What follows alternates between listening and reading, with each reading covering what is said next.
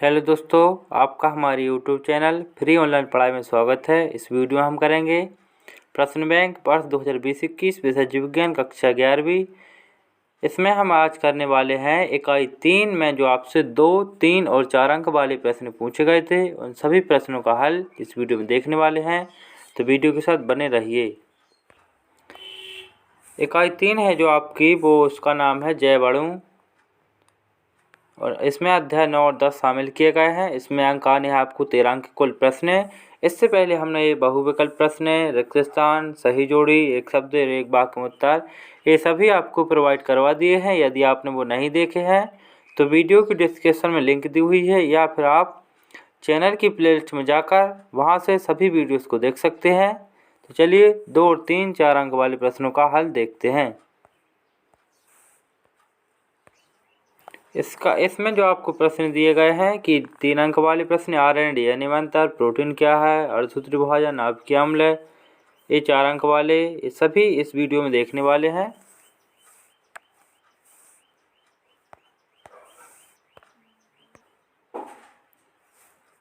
इसमें जो आपका पहला प्रश्न है कि डीएनए तथा आरएनए में अंतर लिखिए, तो इसको आपको 5 अंतर लिखने हैं। इसका अंतर मैं एक पढ़ देता हूँ कि यह मुख्यतः केंद्रक में स्थित क्रोमेटिन जालिका एवं क्रोमोसोम पाया जाता है। यह अल्प मात्रा में यह माइटोकॉन्ड्रिया एवं क्लोरोप्लास्ट में भी उपस्थित होता है। यहाँ आरएनए का देखते हैं, यह मुख्य रूप से कोशिका द्रव्य में पाया जाता है, परंतु अल्प मात्रा में यह केंद्रक एवं केंद्रिका में भी उपस्थित होता है।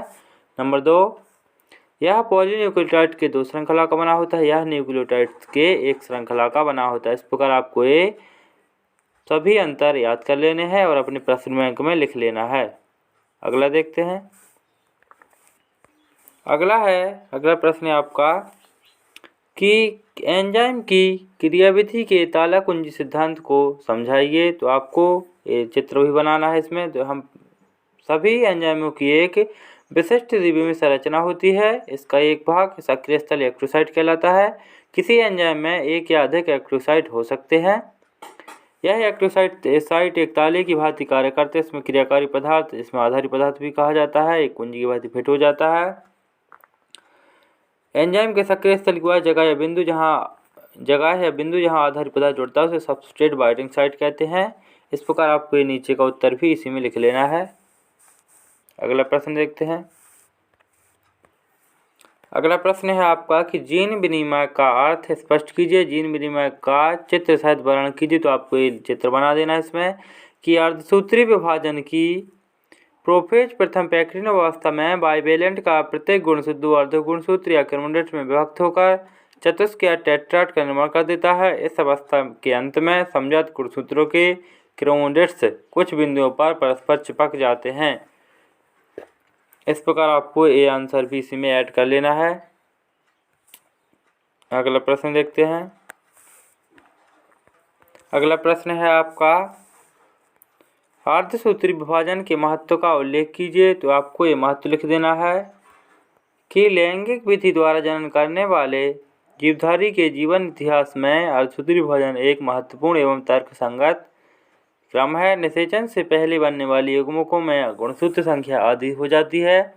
इसके द्वारा उनकी दैहिक कोशिका में गुणसूत्रों की संख्या पीढ़ी दर पीढ़ी समान ही रहती है। इससे प्रजाति विशिष्टता बनी रहती है। इस प्रकार आपको ये दूसरा महत्व भी लिख लेना है। अगला प्रश्न देखते हैं आपका। अगला जो प्रश्न है ये आपका बहुत ही महत्वपूर्ण प्रश्न है, क्योंकि यह बार बार परीक्षा में पूछा जाता है और इस साल भी ये 100% आएगा। तो इसको आपको अच्छे से तैयार कर लेना है। समसूत्री एवं अर्धसूत्री विभाजन में अंतर स्पष्ट कीजिए। तो आपको ये अच्छे से अंतर याद कर लेने हैं। इसका पहला है कि विभाजित होने वाली कोशिकाएं तो कौन सी होती हैं कि कायक कोशिकाएं, वर्धी कोशिकाएं भी कहलाती हैं, जनन कोशिकाएं जैसे जननधर्मी कोशिकाएं। नंबर दूसरा, बनने वाली कोशिकाएं।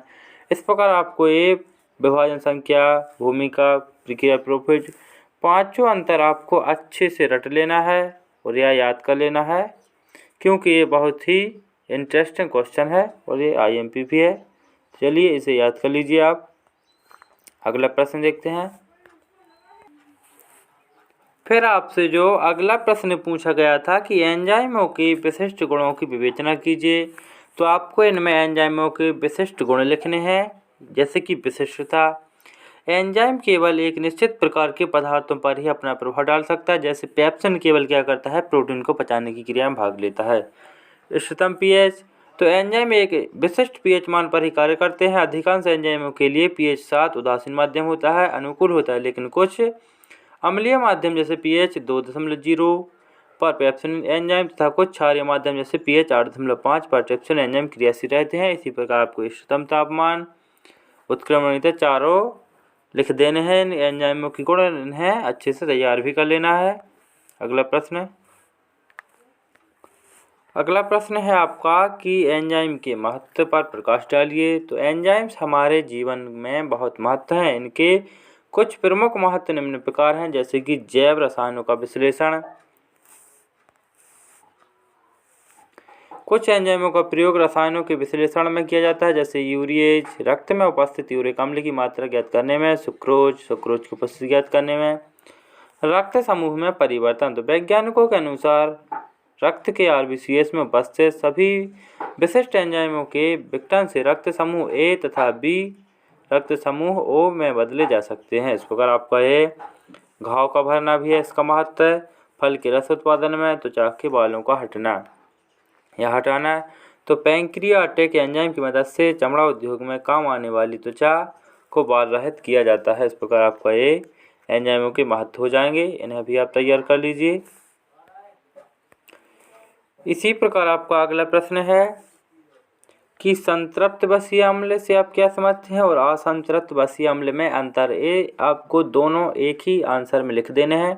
तो इसका आंसर कि ऐसे बसीय अम्ल जिनमें कार्बन की संयुक्तता पूर्ण संतृप्त होती है तथा कार्बन परमाणु एक हरे संयोजक बंध द्वारा एक दूसरे से जुड़े रहते हैं, संतृप्त बसीय अम्ल कहलाते हैं। उदाहरण घी हो सकता है। नंबर असंतृप्त का देखते हैं कि ऐसे बसीय अम्ल जिनमें कार्बन की संयोजकता संतृप्त नहीं होती तथा इनसे एक अथवा अधिक द्विबंध पाए जाते हैं, असंतृप्त बसीय अम्ल कहलाते हैं। उदाहरण जैसे तेल। इस प्रकार आपको ये अंतर लिख देने हैं। और ये आपको अंतर भी दिया गया है कि बसा मतलब घी ये बसीय अम्ल और तेल मतलब असंतृप्त, एक अंतर भी आप लिख सकते हैं। ये सब पूरा अंतर आप लिख लीजिए इसमें। आपका अगला प्रश्न देखते हैं।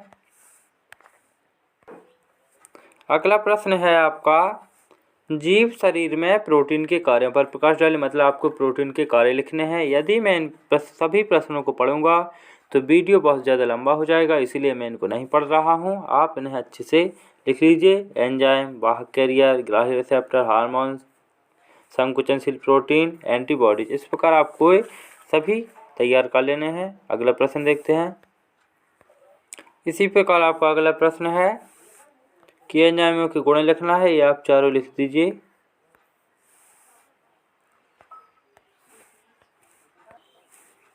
अगला प्रश्न है कि अर्धसूत्री विभाजन की विशेषता आपको लिखनी है। तो इसका पहला है अर्धसूत्री विभाजन केवल जनन कोशिका में होता है। नंबर 2, इस विभाजन में एक द्विगुणित कोशिका से 4 अगुणित कोशिकाओं का निर्माण होता है। नंबर 3, इसके द्वारा जनन कोशिकाओं में एकमुखों का निर्माण होता है। नंबर 4, यह लैंगिक जनन में सहायक है। नंबर 5, विभाजन के बाद बने पुत्री कोशिकाओं का अथवा एकमुखों में गुणसूत्र की संख्या आधी रह जाती है। इस प्रकार आपको ये सभी विशेषताएं लिख लेनी है और इन्हें तैयार भी कर लेना है, क्योंकि आपकी वार्षिक परीक्षाएं नज़दीक आ रही हैं। तो आप स्वयं ही जानते हैं कि हमें क्या करना है। एंजाइमों के गुण में जो हमने पहले प्रश्न बताया है, आप चाहे तो ये प्रश्न भी लिख सकते हैं। चारों गुण लिख दीजिए आप। ये भी सेम है, वही सही माने जाएंगे। इसे भी तैयार कर लीजिए। फिर आपसे जो 2 नंबर में प्रश्न पूछा गया था कि ये ऐसे सूक्ष्म अणु जिनका निर्माण एक अणु नाइट्रोजनी क्षारक, एक अणु पेंडुसर्कल तथा एक अणु फास्फोरिक अम्ल के मिलने से होता है, क्या कहलाते हैं। तो वो कहलाते हैं न्यूक्लियोटाइड। तो इस आपसे प्रश्न पूछा गया था कि न्यूक्लियोटाइड क्या है, तो आपको ये आंसर लिख देना है ये पूरा। इस प्रकार आपका आंसर हो जाएगा। फिर आपसे पूछा था कि जल के कोई 2 महत्व या गुण लिखिए। तो आपको जल के ये महत्व लिख देने हैं। यह अनेक कार्बनिक पदार्थों के अति उत्तम घोलक है। नंबर 2, यह कोशिका में तापक्रम स्टेबिलाईजर का कार्य करता है। इस प्रकार आपको ये 2 पॉइंट आपको लिखने आने हैं, तो आप लिख दीजिए इन्हें। अगला देखते हैं। फिर आपका जो पूछा गया था कि कार्बोहाइड्रेट के गुण लिखिए या महत्व लिखिए, कार्य लिखिए, एक ही बात है। तो कार्बोहाइड्रेट के अंतर्गत आता है डाइसैकेराइड कहलाता है। तो आपको ये सभी कार्य लिख देना। जैसे पहला, सुक्रोज का कई पौधों की कोशिका में संग्रह किया जाता है, जिनका उपयोग भोज्य के रूप में किया जाता है।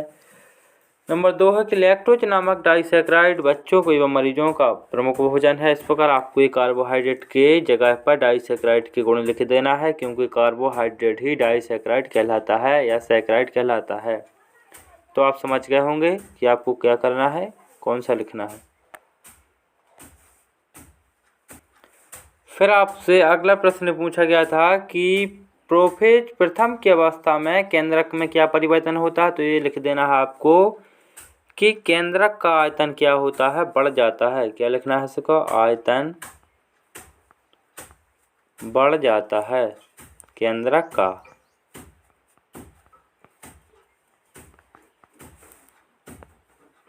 केंद्रक का। इस प्रकार आपको ये आंसर पूर्ण कर लेना है।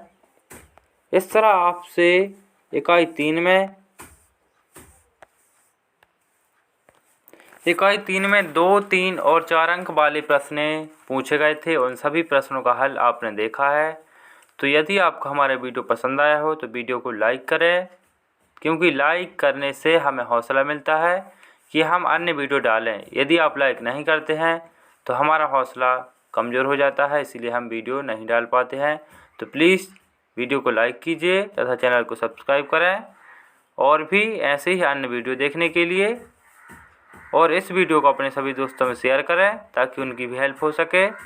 और इस वीडियो को आप सभी से अनुरोध है कि आपको इसमें 360 की क्वालिटी में देखना है, ताकि आपको स्पष्ट समझ में आ सके और आप आंसरों को अच्छे से तैयार कर सके। धन्यवाद।